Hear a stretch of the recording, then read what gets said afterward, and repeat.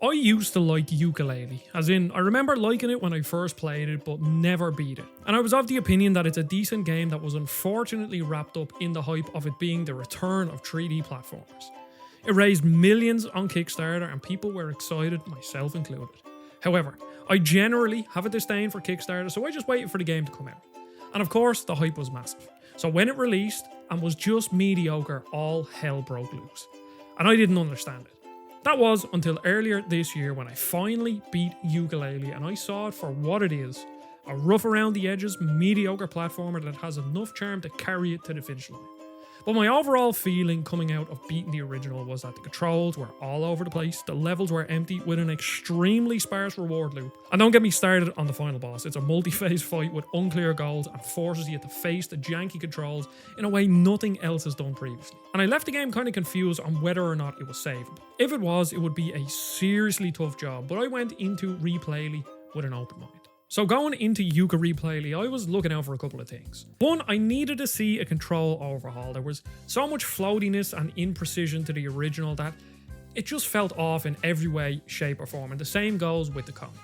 Two, I wanted a redesign of the levels, specifically the second one, because they were too open with very little to do in them, and even the things you did do weren't very fun. Tied into that, I wanted a better reward loop because the game just felt extremely unrewarding. Number 3 was the boss redesigns, mostly the final boss because it wasn't clear what to do or that you could hit him multiple times. And don't get me started on leading the rocket into him with the flying ability because the flying ability was one of the worst things in the game. And speaking of that flying ability, it absolutely broke it because I expanded the world after getting the fly ability, so it just let me skip every single challenge and made the latter half of the game mostly redundant. And wrapped up in all of these points are smaller tweaks and changes I was hoping to see in Yooka Replaylee. So I'll shut up rambling and get on with what you're all here for. And well, maybe some of you are here for me, I don't know, but most of you are here for Yooka Replaylee. So I got my code and was very excited to jump in. I eat up any 3D platformer, so for me to dislike one takes a lot. And straight away I noticed how much better the controls are, and that's for a couple of reasons. They're just tighter, you can feel it instantly, and it's mostly noticeable with the roll ability. In the first game, it felt like Yooka was always rolling on ice and you were battling with it the whole time. And in Re-Playlee, when you're rolling on ice, it feels like the old controls, whereas rolling on any other surface felt really smooth and responsive. But it's not just the roll that feels improved, the general movement is just sharper. Feels like you move slightly faster and that tiny change makes a massive difference. You're not waiting for animations to catch up to your inputs anymore. It just flows. It feels like the game finally caught up with what your brain wants to do. Now there is one minor control problem that some people might like, I personally dislike it. When you do the slam ability, you hover off the ground after you hit the ground, so there's a couple of seconds or a second or two where you can't actually input anything. And I just kind of wish when you did the slam ability, you were then straight touching the ground because then you could just move off and do whatever you wanted to do after that. And all this increase in flow ties perfectly into one of Re-Playlee's biggest design changes, and that's what I like to call, and it is a term I am coining right now, the Mario Odyssey-ification of the game. All of your abilities are unlocked right from the start, and it instantly makes the experience better. In the original, you had to buy your moves one by one from Trowser, which killed the pacing. But here, having everything available from the get-go makes the game so much more expressive. Now, I'm not going to sit here and say you can chain all your abilities like you're playing Mario Odyssey, but there is some slight form of expression which wasn't present in the original game. You can now do some form of experimentation, you can chain some moves together, and eventually you start to really come to grips with the mechanics. Like if you jump and attack, you do a spin launch forward, which is really great for gaining more momentum if your glide wasn't long enough, and just little things like that make it feel so much better to play and changes your whole interactions with the levels. You no longer feel restricted. These levels are open sandboxes, and when you're given all your tools, you feel like, oh, I am in a sandbox, I can do whatever I like. And it really changes how I felt about the game. And the Mario Odyssey influence doesn't stop there because the reward loop has been completely changed. Re-Playlee has nearly tripled the amount of pages and way more quills scattered throughout the levels, and at first I was terrified that it would fall into a Donkey Kong 64 situation because I played that game for the first time earlier this year and that is just absolutely ridiculous. Obviously these are ex-Rare developers, so I was kind of afraid it would fall into that, but it really isn't the case at all because Instead, the game finally understands how to keep you engaged. You're constantly finding something new, whether it's a red coin challenge or the disappearing green coin timer challenge, or a hidden jigsaw piece tucked away somewhere, or random pages that you'll just find as you're exploring the level. It's all of these small rewards that improve the pacing immensely. Just look at the footage from the original here. Even though the levels are largely the same, in the original, you could be walking for over a minute before you find something interesting, or you might find a quill, or maybe you'll find a challenge that gives you a pagey. But it feels like, and these aren't exact numbers, in the original you might find a pagey, I don't know, every 5 or 10 minutes. Instead, you're finding a pagey every couple of minutes, similar enough to the Mario Odyssey moons, which I know some people will dislike, but I personally love that constant reward loop. And yeah, it meant I believe I'm probably around 85 or 90% complete collectibles wise. Over my 9-ish hours that I put into the game, I always felt like I was going forward and there wasn't something stopping me. Whereas in the original, there was loads of things stopping me, whether I didn't have the power that I needed, or I didn't expand the level, then I have to leave and expand the level, or I need to listen to a lot of dialogue to get something, or there was always just little things getting in your way of the game being as fun as it could do.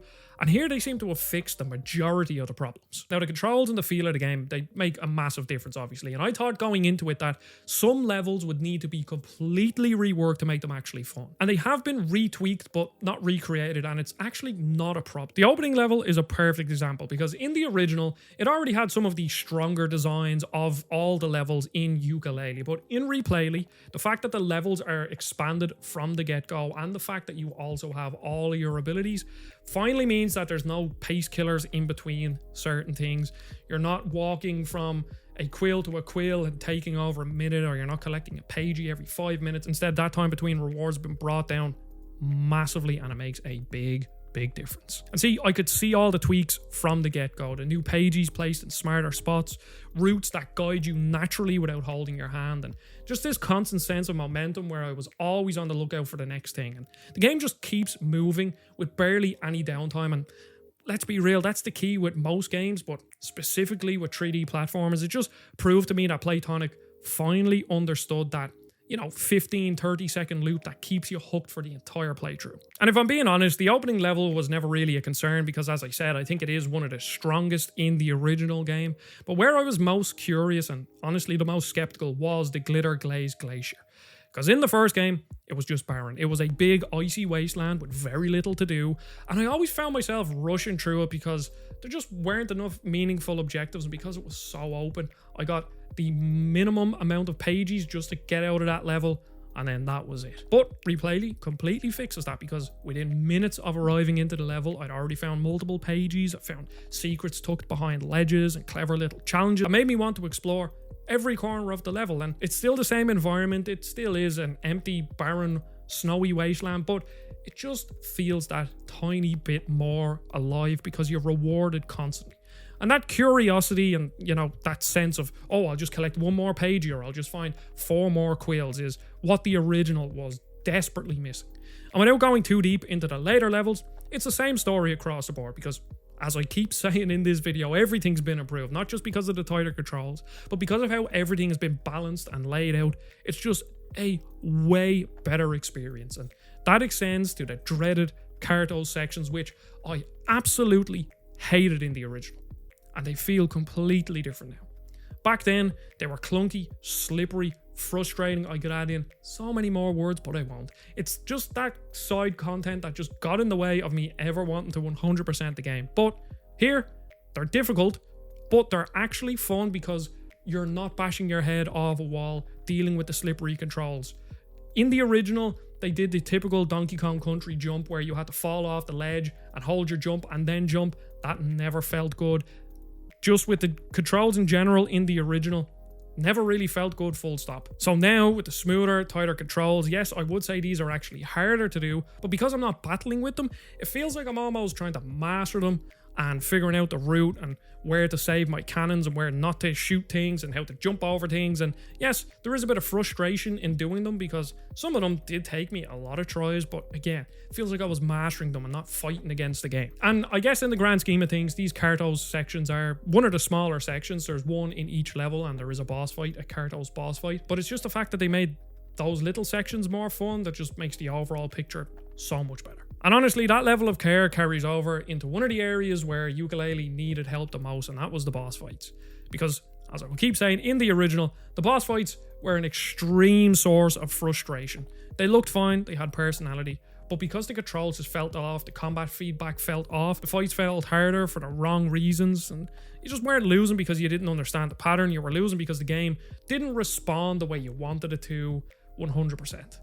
But in Re-Playlee, that's instantly fixed because obviously the improved controls. You can actually dodge, it's easier to roll around properly and position yourself, your attacks connect more consistently and the feedback is way more obvious, and it's amazing how those little tweaks just change the entire experiences, because a lot of the bosses are the same. It's basically the final two bosses that are largely overhauled. The other ones are identical or almost identical in my memory. And yes, this is a day one review, so I will put a spoiler here. I'll put up a timestamp for where you want to skip, but I do have to talk about the final boss in this game just to show how much it is improved, because in the original, the final boss was the most frustrating part of it. It was ridiculous. It was a multi-phase fight, and if you died, you went all the way back to the start. And I don't have a problem with that inherently, but it's the fact that you were fighting against the controls that made it so frustrating. I don't mind having a multi-phase fight where you die, you go all the way back to the start, if it feels like I'm the reason why I'm dying. But if it feels like it's a game is the reason why I'm dying, then it's a totally different story. So spoiler warning here, skip to here. I will now talk about the final boss fight in 3, 2, 1. So, final boss fight in the original, it was rough because it exposed the inconsistency and the lack of tightness in the mechanics and how the game felt. And what it really highlighted was the fact that the goals weren't clear. So on the first phase in the original game, when you knock capital B over, I didn't realize initially that you could get multiple hits on, because the feedback when you hit him just wasn't really there. And it wasn't until I looked up a video and a guy speedrunning it that I realized you can just spam the attack when he's on his back and it goes way, way faster. But if we switch over to the Re-Playlee version, once he gets knocked over and you hit him, he spins, and the more you hit him, the faster he spins. So it's very, very clearly telegraphed to the player that the more hits you do, the more damage you're going to do. And on top of that, there is a health bar that you can see, so you can literally see that his health is going down. And it was the over-reliance on the slippery roll maneuver across this whole boss fight that made it really annoying. But where it failed in the original the most was using the fly ability. So the fly ability has loads of problems in the original Yooka Laylee. It broke the game in basically every single way. It didn't feel good because there was always this forward momentum on it, and there was also a wind-up time to it. It just wasn't a good ability in many ways, how it was implemented, how it feels. And when you get to the final phase of capital B, he launches out these rockets. And what you have to do is fly up into the air and then lead the rockets back. But the problem is that, to my understanding, correct me if I'm wrong, but I played the game, I didn't 100% it. There was no other instance of that in the game where they taught you that you should lead things back to the boss or back to an enemy. So it wasn't even in my head when I was trying to fight him. It wasn't well telegraphed. Then eventually I figured it out. But again, just because it felt so weird to control, the flying ability, just hitting them was really annoying. The fact that it was on the final phase of the boss as well, just wasn't fun. But every single phase of this boss fight has been retweaked, reworked ever so slightly so that it's way easier telegraphed to the player. Controls are more responsive. It's just a win-win situation. And I would like to say that this capital B fight is honestly one of my favorite final boss fights in a 3D platformer that I've done in a long time. And when I beat him in Re-Playlee, I felt accomplished. Now, he's not super difficult, but felt like a fair boss fight, whereas when I beat him in the original, it was more just a sigh of relief because the frustration was over and I finally beat him. And one of the biggest problems with the design of Yooka Laylee, and I wanted to save a whole point for this, was that flying ability. It doesn't feel good. You get it way too late in the game. But the biggest issue is that it completely negates any platforming challenge near the end of the game. And if you had expanded the level, say halfway through your playthrough when you didn't have the flying ability, then this wouldn't have been too big of a problem because you still would have engaged with the platforming challenges. Whereas how I did it, I got all the abilities and then I ended up expanding all the levels near the end and I had the flying ability, so then I could just bypass basically every single platforming challenge in the game. It made large swaths of the game completely redundant and it's just wasn't a good design choice. But here they actually got rid of that fly ability and they changed it to one of the abilities that you find by eating something, so it actually has a time limit on it. Yes, you can still pick it up and fly a long way and get across the map, but because it was limited and it was only in certain sections of the map, it doesn't tempt you. It doesn't tempt you to basically skip everything. You can't just use it on a whim. It still has that weird slight forward and upward momentum that I don't think feels great, but because it's not really a part of the toolkit the way it was in the original, it's just not really a problem, and they fixed it. Like, I'm sitting here off the back of just uploading my Yooka video, and that is a platformer that I genuinely wouldn't recommend to almost anybody, whereas Yooka Replaylee, while it's not perfect, it's a great 3D platformer, and there's one that now, and I'm so happy I could say this, is a platformer that if you are a 3D platformer fan, just buy it, just play it. They did it. They actually turned the game around, and I am so glad that I get to say that, because more great 3D platformers is always great. So, thank you very much for watching. I have a video on Yooka Laylee if you want to hear my full thoughts on the original. I have a whole catalogue of 3D platformer videos as well. I've covered a lot of them here. And yes, loads of 3D platformers. So thank you very much for watching, and I'll see you all on the next video. Goodbye.